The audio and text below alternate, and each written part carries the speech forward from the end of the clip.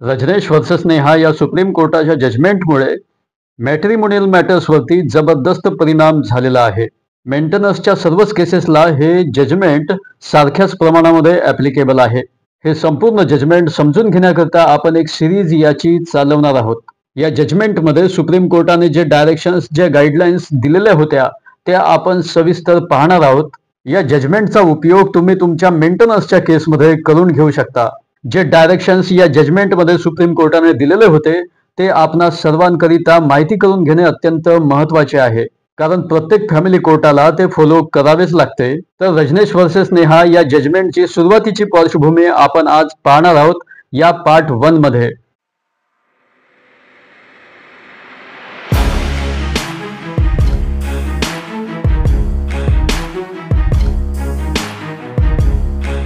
नमस्कार, मी advocate Rakesh Sontakke, justice for all मध्ये तुम्हा सर्वांचे स्वागत आहे. नेहाने रजनीशचे घर जानेवारी 2013 मध्ये सोडले होते आणि लगेच सप्टेंबर 2013 मध्ये तिने एका बाळाला जन्म दिला. यावरून आपल्या लक्षात येते की नेहा तिच्या प्रेग्नन्सीच्या निमित्ताने तिच्या माहेरी गेलेली होती व त्यानंतर तिने फॅमिली कोर्टामध्ये सेक्शन 125 CRPC अंतर्गत मेंटेनन्सची केस फाईल केली.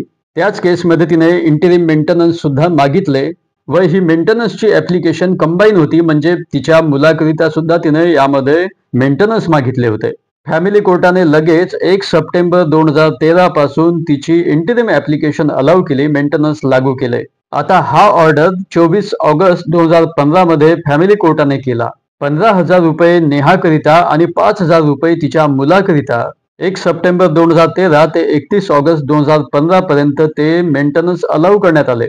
तसेच 10,000 रुपये पर मंथ 1 सप्टेंबर 2015 पासून पुढे, म्हणजे मेन पिटिशनवरती ऑर्डर होईपर्यंत हा मेंटेनन्सचा ऑर्डर मान्य करण्यात आला. या फॅमिली कोर्टाच्या ऑर्डरला बॉम्बे हायकोर्टापुढे रजनेशने चॅलेंज केले, नागपूर बेंचापुढे चॅलेंज केले, कारण त्याला हा ऑर्डर मान्यच नव्हता. परंतु नागपूर बेंचाने फॅमिली कोर्टाच्या ऑर्डरमध्ये काहीही चेंज केले नाही. तो तसाचा तसाच ऑर्डर मान्य केला व 2018 मध्ये त्याची ती रीट पिटिशन डिसमिस करण्यात आली. त्यानंतर रजनेशने निराश होऊन सुप्रीम कोर्टामध्ये जायचे ठरवले. 2020 मध्ये क्रिमिनल अपील त्याने सुप्रीम कोर्टामध्ये फाईल केली. नेहाला सुद्धा नोटीस इश्यू करण्यात आला आणि त्यामध्ये रजनेशने 2005 ते 6 दरम्यानचे त्याचे ITR रिटर्न्स सबमिट करण्याचे ऑर्डर सुप्रीम कोर्टाने दिले. त्याच्या पासपोर्टची फोटोकॉपी सुद्धा त्याला फाईल करण्यास सांगण्यात आले. पुढे या क्रिमिनल अपीलमध्ये 11 सप्टेंबर 2019 ला इंटिरिम मेंटेनन्सचे जे ॲरियर्स रजनेशवर बसले होते, जवळपास 2 लाख रुपयापर्यंतची ती रक्कम होती, त्याची वाईफ नेहाचे तसेच पुढचे 3 लाख रुपये मेंटेनन्सचे ॲरियर्स रजनीशने नेहाला देण्याचे डायरेक्शन सुप्रीम कोर्टाने दिले. परंतु त्याने त्यापैकी काही पैसेच तेथे जमा केले. त्यानंतर त्याला 30 नोव्हेंबर 2019 ला ते सर्व पैसे देण्याची त्याला शेवटची संधी देण्यात आली व जर त्याने तसे केले नाही तर सुप्रीम कोर्टाचा त्याने अवमान केल्याचा आरोप त्याच्यावर ठेवण्यात येईल, असे सुप्रीम कोर्टाने सांगितले. परंतु मेंटेनन्सच्या केसेस संबंधात काही विशेष गाईडलाईनची आवश्यकता असल्याचे सुप्रीम कोर्टाच्या विचाराधीन होतेच. तसेच या मेंटेनन्सच्या केसेसना एक विशेष टाइमलाईन सुद्धा आखून देण्याची आवश्यकता सुप्रीम कोर्टाला वाटत होती. म्हणून सुप्रीम कोर्टाने या केसच्या निमित्ताने काही विशेष वकिलांची सुद्धा नियुक्ती केली.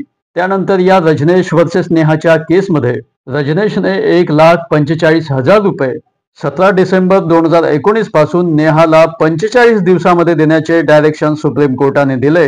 त्यानंतर 5 ऑगस्ट 2020 ला रजनेशने 1,45,000 रुपयाच्या कंप्लायन्सचे ॲफिडेव्हिट फाईल केले कोर्टामध्ये. त्यानंतर त्याने कोणतेही पेमेंट नेहाला केले नाही. परंतु जुलै 2020 पर्यंत त्याने त्याच्या मुलाला 10,000 रुपये पर मंथ दिले. आता 23 ऑगस्ट 2020 ला रजनेशने ॲफिडेव्हिट फाईल केले व त्यामध्ये त्याने ॲडमिट केले की त्याच्याकडे 5 लाख रुपये बाकी आहेत.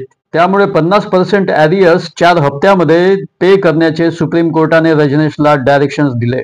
तेव्हा रजनेशच्या वकिलांनी ज्या प्रोसिडिंग्स रजनेश विरुद्ध चालवलेल्या आहेत नेहाने, त्याचा एक चार्ट बनवून सुप्रीम कोर्टापुढे त्यांनी सबमिट केला.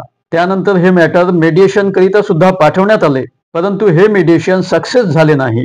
तेव्हा रजनेशने स्वतःहून त्याच्याकडे नेहाचे मेंटेनन्स पे करण्याचा फायनान्शियल सोर्स नाही, तसेच त्याला ते मेंटेनन्स पे करण्याकरता त्याच्या वडिलांकडून ते पैसे उसने घ्यावे लागतात, असे त्याने सुप्रीम कोर्टाला सांगितले.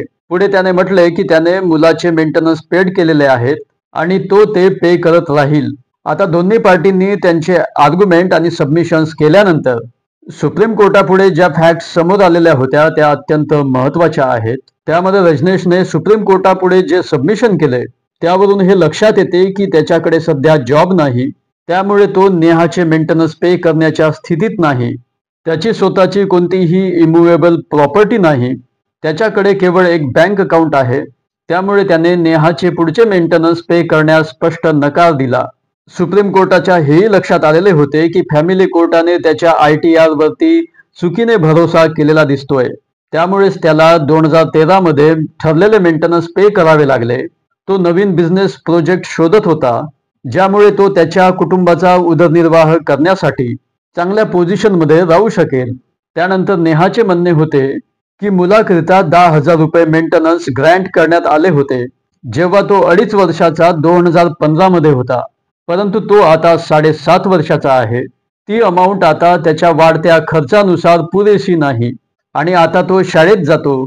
2020-21 या चालू वर्षाची शाळेची फी सुद्धा त्याची भरल्या गेली नाही. परंतु जर ती फी वेळेत भरल्या गेली नाही तर त्याचे ऑनलाईन क्लासेस कंटिन्यू करण्यात अडथळा निर्माण होईल. आता हे ऑनलाईन क्लासेस का बरं? तर त्यावेळी कोरोना आलेला होता, त्यामुळे सर्व शाळांचे क्लासेस हे ऑनलाईन सुरू झालेले होते. आता या केसमध्ये या वाढत्या खर्चाचे तिच्यावरती बर्डन वाढत होते व त्याकरिता तिला हजबंडकडून सुद्धा सपोर्ट नव्हता. तिच्या हजबंडच्या इन्कम बद्दल तिने कोर्टापुढे सांगितले की त्याने रिअल इस्टेट प्रोजेक्टमध्ये इन्व्हेस्टमेंट केली होती आणि इतर बिझनेसमध्ये सुद्धा, जे त्याने कोर्टापासून लपवून ठेवले आणि त्याची इन्कम सुद्धा त्याने त्याच्या पॅरेंट्सकडे वळवले आहे. त्यानंतर नेहाने रजनेश विरुद्ध असाही आरोप केला की त्याने तिच्या स्त्रीधनावरती कब्जा करून ठेवलेला आहे, त्याने ते देण्यास तिला नकार दिलेला होता.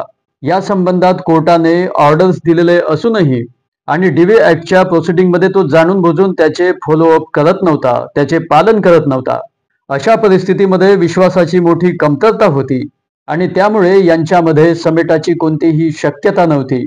यानंतर सुप्रीम कोर्टाने म्हटले की मुलाच्या मेंटेनन्सच्या वाढीचा जो मुद्दा आहे त्याबद्दल नेहा फॅमिली कोर्टामध्ये जाण्यास स्वतंत्र आहे. या अपीलमध्ये तो रिलीफ आम्ही तिला ग्रँट करू शकत नाही. त्यानंतर फॅमिली कोर्टाचा जो निर्णय बॉम्बे हायकोर्टाने कन्फर्म केलेला होता तोच निर्णय सुप्रीम कोर्टाने सुद्धा कंटिन्यू ठेवला. तसेच रजनेशने या जजमेंटच्या तारखेपासून 15,000 रुपये पर मंथ 12 हप्त्यामध्ये राहिलेले ॲरियर्स पे करण्याचे आणि जोपर्यंत फॅमिली कोर्टामध्ये सेक्शन 125 CRPC ची प्रोसिडिंग सुरू आहे तोपर्यंत त्या आदेशाचे पालन करावे. जर असे करण्यास रजनेश फेल ठरला तर सेक्शन 128 CRPC प्रमाणे त्याच्या विरुद्ध प्रोसिडिंग सुरू करण्यास नेहा स्वतंत्र आहे आणि इतर सर्व रेमेडीज ज्या कायद्याप्रमाणे उपलब्ध असतील त्याचाही आधार नेहा घेऊ शकते. पुढे सुप्रीम कोर्टाने म्हटले की इंटरिमची प्रोसिडिंग 7 वर्षापेक्षा जास्त काळापासून सुरू आहे. फॅमिली कोर्टाने सेक्शन 125 CRPC ची प्रोसिडिंग या जजमेंटच्या गाईडलाईन्स प्रमाणे तसेच या जजमेंटच्या तारखेपासून 6 महिन्यामध्ये डिसाईड करणे योग्य राहील, अशा प्रकारचे डायरेक्शन सुप्रीम कोर्टाने दिले. आतापर्यंत आपण या जजमेंटचा पार्ट A बघितला. येथून पुढे पार्ट B सुरू होतो आहे, तो अत्यंत महत्वाचा आहे. यामध्ये सुप्रीम कोर्टाने ज्या गाईडलाईन्स, जे डायरेक्शन्स दिलेले आहेत त्याला संपूर्ण भारतातील फॅमिली कोर्टाने फॉलो करणे बंधनकारक आहे.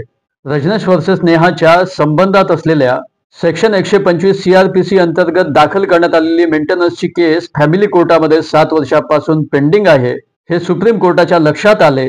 तसेच यामध्ये झालेल्या इंटरिम ऑर्डरच्या एन्फोर्समेंट करिता नेहाने वेळोवेळी ऍप्लिकेशन्स फाईल केलेल्या होत्या, तरी सुद्धा तिला तिचे मेंटेनन्स मिळायला अडचणी येत होत्या.